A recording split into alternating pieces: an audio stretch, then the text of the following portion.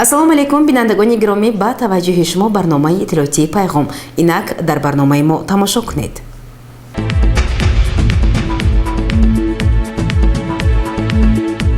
дар ҷаласаи навбатии ҳафтавори назди раиси шаҳри Панҷакент ки таҳти роҳбарии раиси шаҳр Абдухолиқ Холиқзода баргузор гардид, як қатор масъалаҳои муҳим мавриди баррасӣ қарор гирифтанд.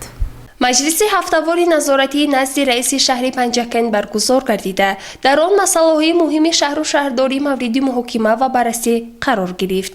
Нахуст дар ҷаласа ҳисоботи роҳбарияти комиссарияти ҳарбии шаҳри Панҷакент доир ба рафти омодагии ҷавонон барои хизмат дар сафи қувваҳои мусаллаҳи ҷумҳурии Тоҷикистон шунида шуда, раиси шаҳр аз масъулони ҷамъиятҳои деҳот ва корхонаву ташкилотҳо даъват ба амал овард, то оиди ин масъала корҳои тарғиботиву ташвиқотиро ҷонок намоянд. Оиди иҷрои қарорҳои ҳукумати ҷумҳурии Тоҷикистон, мақомоти иҷрои ҳокимияти давлатии вилояти Суғд, баррасии муроҷиатҳои шаҳрвандон, мудири шӯъбаи умумии назорат ва муроҷиатҳои шаҳрвандон гузориш дод. Раиси шаҳр доир ба рафти иҷрои ин масъалаҳо ҳисоботи масъулонро пурсида, ҷиҳати бартараф намудани камбудиҳои ҷойдошта супоришҳо дод. Масъулини корхонаи фаръии давлатии хоҷагии манзилию коммуналӣ ва муассисаи давлатии рекламаи берунӣ, ороишӣ ва чароғонкунии шаҳр вазифадор карда шуданд, то ки чароғонкунии атрофи муассисаҳо, корхонаву ташкилотҳо ва хиёбонҳои марказӣ, насби шиору овезаҳоро таъмин намоянд. Ҳамчунин раиси шаҳр доир ба масъалаҳои зерин, рафти обуна ба матбуоти даврӣ, баррасии муроҷиатҳои соҳибкорон, бунёди боғҳои нав, бартараф кардани сохтмонҳои худсарона, иҷрои Қонуни Ҷумҳурии Тоҷикистон дар бораи танзими анъана ва ҷашну маросимҳои миллӣ, бартараф намудани камбудиҳо дар соҳаҳои маорифу тандурустӣ масъулонро вазифадор намуд, то супоришҳоро иҷро намоянд. Маҷлиси ҳафтавори назоратиро раиси шаҳри Панҷакент Холиқзода Абдухолиқ ҷамъбаст намуда, аз масъулони тамоми соҳаҳо даъват ба амал овард, вазифа ва супоришҳоро бо дарки баланди масъулият иҷро намоянд. Гузориши Сабрина Акрам ва Исмоилҷон Холов.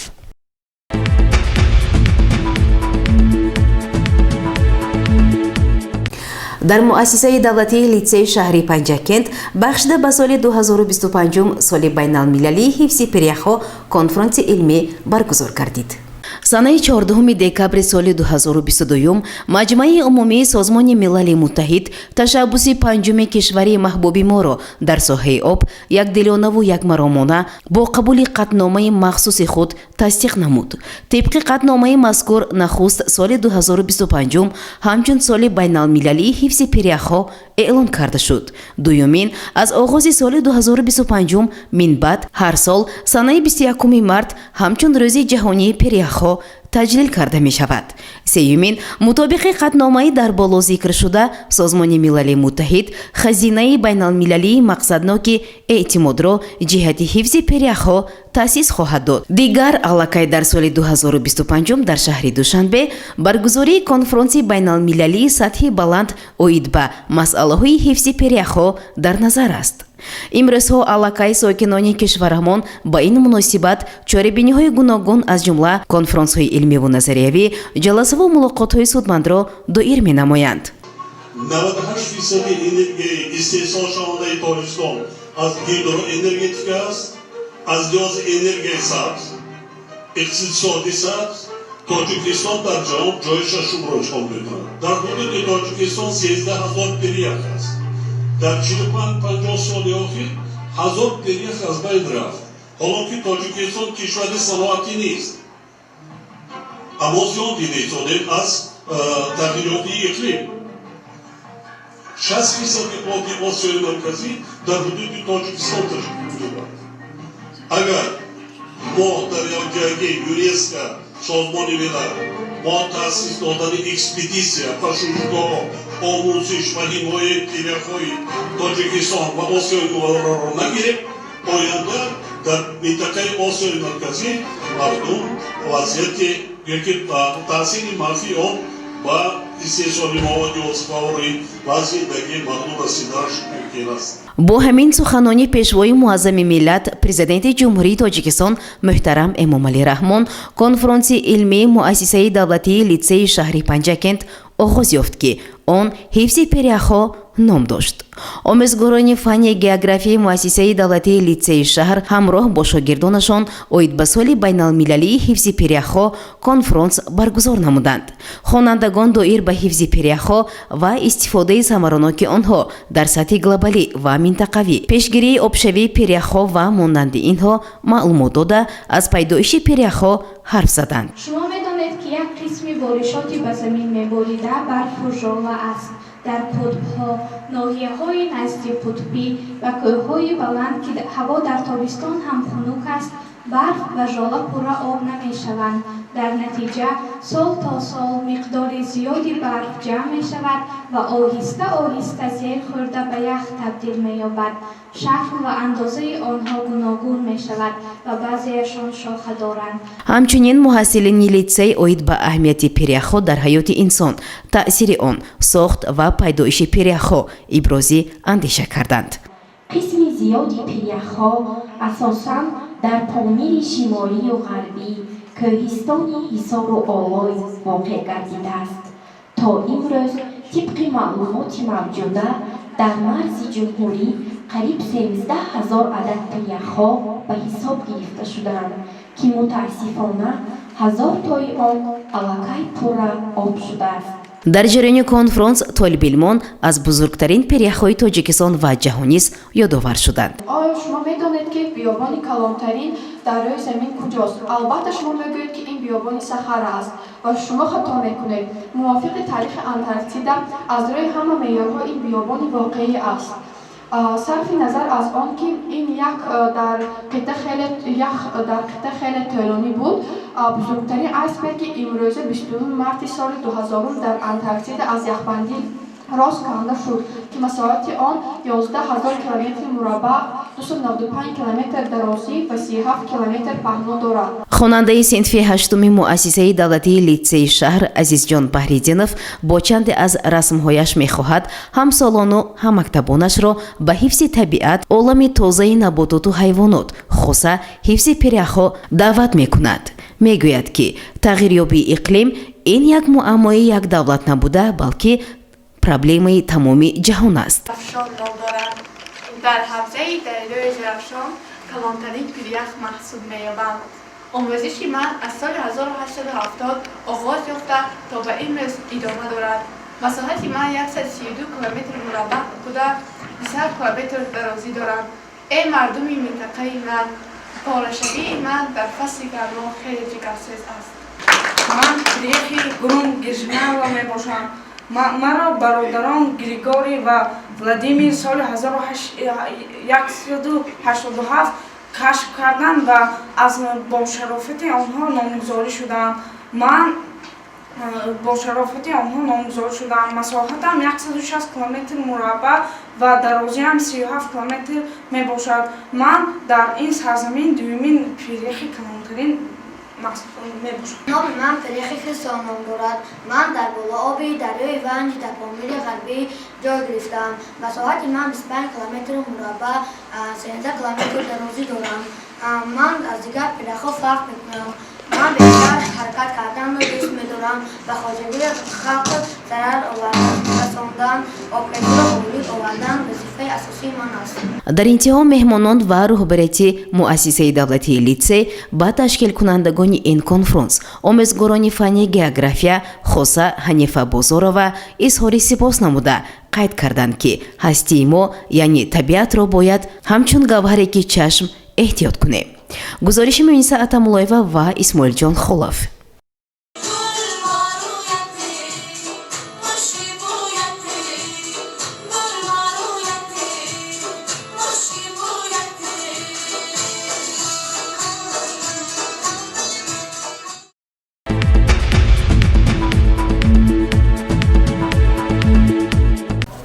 идомаи барномаи иттилоотии пайғом.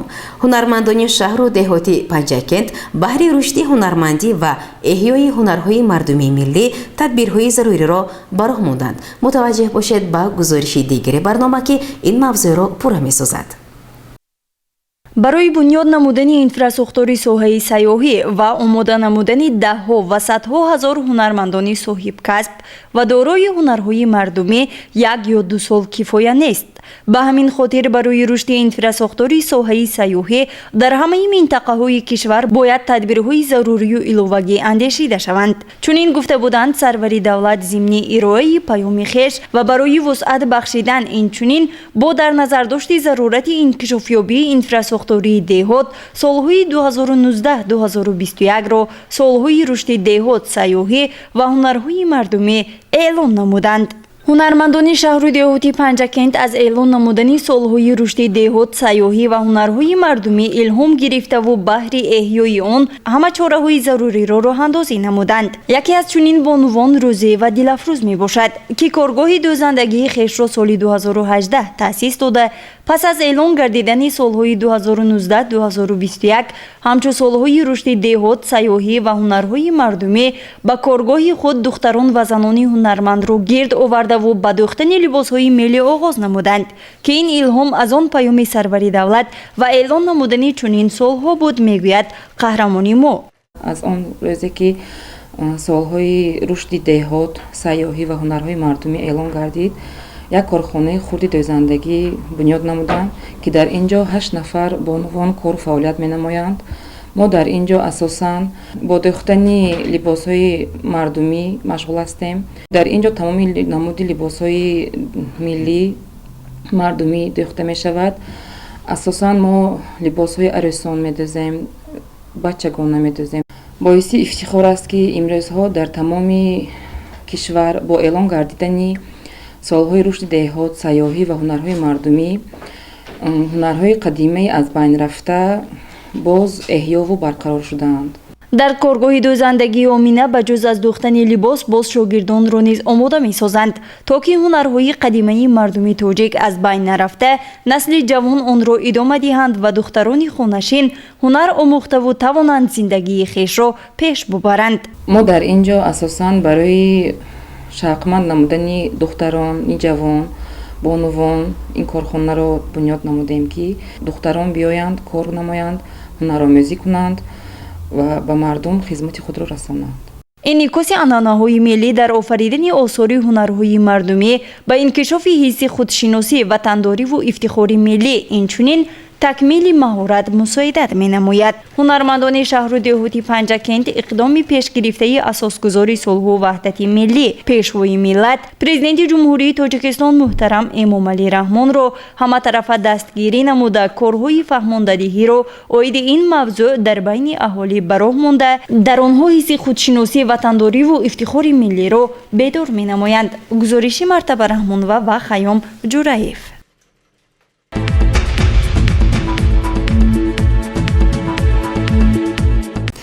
аксияи солинавӣ ки аз ҷониби ширкати Рахш такси 3333 эълон шуда буд, ҷамъбаст гардида ғолибон бо тӯҳфаҳои хотиравӣ қадрдонӣ карда шуданд. мутаваҷҷеҳ бошед ба гузориши хабарнигорони мо. бахшида ба дуюмин солгарди фаъолияти худ ширкати Рахш такси дар шаҳри Панҷакент ҷиҳати ҳавасманд намудани муштариёни худ озмунеро таҳти унвони аксияи солинавӣ аз санаи 1 ноябри соли 2022 то санаи 5 январи соли 2023 роҳандозӣ намуд. бояд тазаккур дод ки дар ин озмун муштариёни ширкати Рахш такси фаъолона иштирок намуда соҳиби тӯҳфаҳои арзанда гардиданд. дар қатори дигар ширкатҳои мусофиркашонӣ дар ҳудуди шаҳри Панҷакент ширкати Рахш такси фаъолияти пурсамар дошта барои таъмини нақлиёти ҷамъиятӣ нақши муҳим мебозад. аз ин ҷост ки ҳамаи муштариёне ки аз ширкати мазкур истифода мекунанд аз хизмати арзандаи ронандагонаш ҳамеша сарфарозанд. ширкати Рахш такси ҳамеша барои қадрдонии муштариёни худ чунин озмунҳои бурднокро роҳандозӣ намуда барои тарғиби фаъолияти арзандаи худ ва ҷалб намудани муштариёни бештар талош менамояд. он нафароне ки дар ин озмун соҳиби тӯҳфа шуданд аз ин иқдоми ширкат изҳори миннатдорӣ баён карда иброз доштанд ки ширкати Рахш такси яке аз ширкатҳоест ки метавонад бо сатҳи баланд хоҳишу дархостҳои муштариёни худро пайваста ба иҷро берасонад.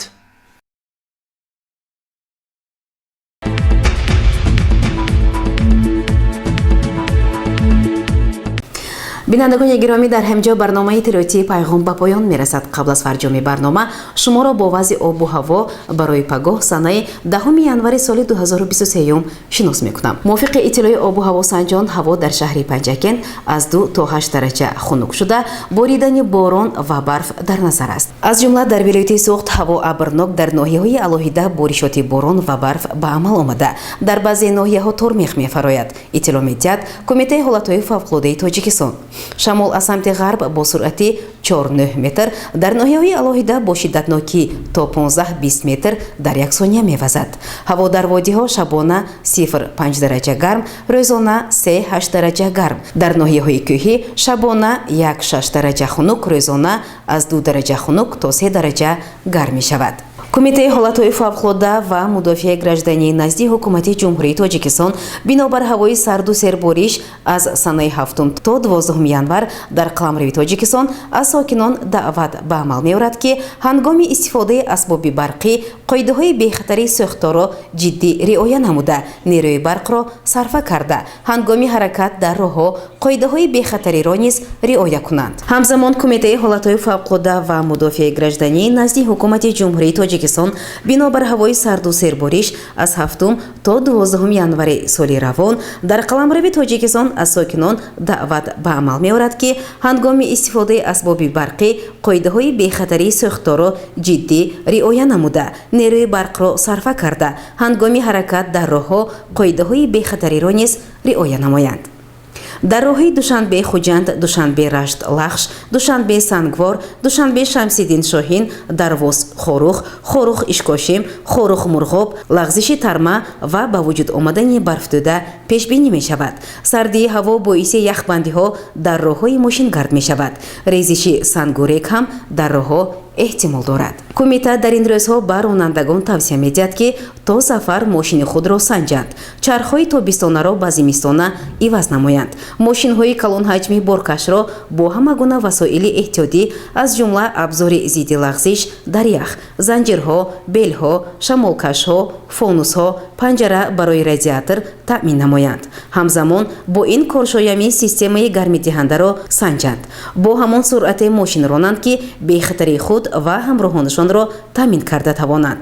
боло бурдани суръати ҳаракат ба хусус ҳангоми убур аз чорроҳаҳо, пиёдагардҳои назди мактабу дигар ҷойҳои ҷамъиятӣ ва нишебиҳо ҳамеша барзарар аст. ҳамзамон Кумитаи ҳолатҳои фавқулодда чанд тавсия ба онҳое, ки хонаҳои худро ба бухориҳо гарм мекунанд, пешниҳод намудааст. аз ҷумла бухориҳоро бо бензин, керосин ва дигар моеъи зуд оташгиранда нагиронанд. ҳезюм ва дигар маводи оташгирандаро барои хушк кардан болои бухориҳо нагузоранд. ҳамзамон чуноне ки иттилоъ додем, аз санаи 7 то 12 январи соли равон дар қаламрави кишвар ҳаво сарду сербориш мешавад. дар ин рӯзҳо ба хусус шабона ҳаво дар қиёс ба рӯзҳои дигар сардтар хоҳад шуд. дар водиҳо барфи тар меборад. дар кӯҳҳо ва баландкӯҳҳо аз шиддати бориши барф ба ҳаракати мошинҳо хатар бештар мешавад. дар аксари ноҳияҳои баландкӯҳ шамоли сахт пешбинӣ мешавад ва дар минтақаҳое аз ин навоҳӣ барфи шадид меборад.